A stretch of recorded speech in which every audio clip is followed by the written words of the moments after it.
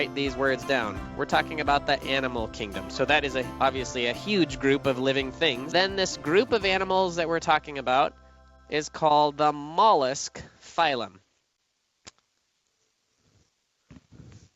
There are things like clams, snails, slugs, oysters, mussels. So we're going to compare these 4 types really quickly here and talk about some of the things that they have in common before we get into your squid and then really learn specifically about the parts of the squid.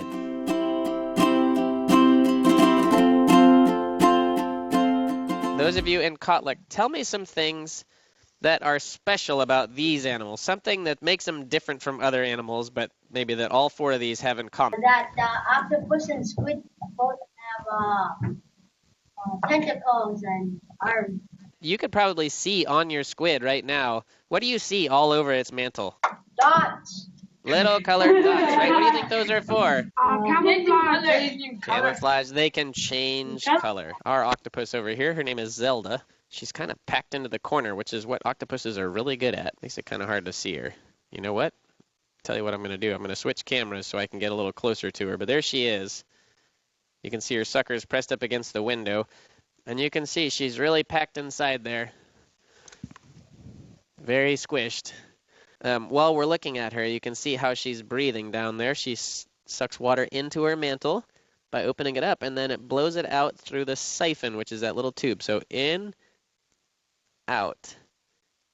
She's breathing in, opening up that mantle, and you can actually see the gills down there, breathing out through the siphon.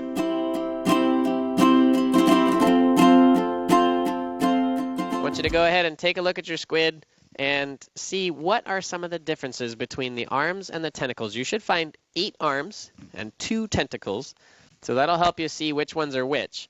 But then look for the differences between them. You can use your fingers, tweezers, whatever you need to. I like to sort of spread them out so that I can see them better. And you can see why it's called a beak. It looks a lot like a bird's beak. It's very pointy and sharp.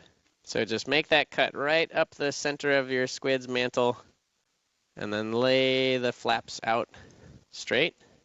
And then we'll start to look at some of those internal organs. There was that cuttle bone again. Compared to that squid pen, I'm going to take my finger and just rub that section of the mantle. And what you'll see is those spots appear to get darker and darker. That is the eye lens.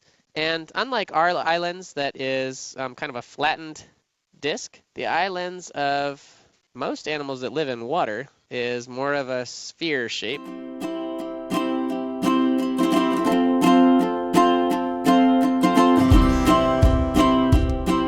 Finding all this stuff, and this is fabulous. Thank you so much.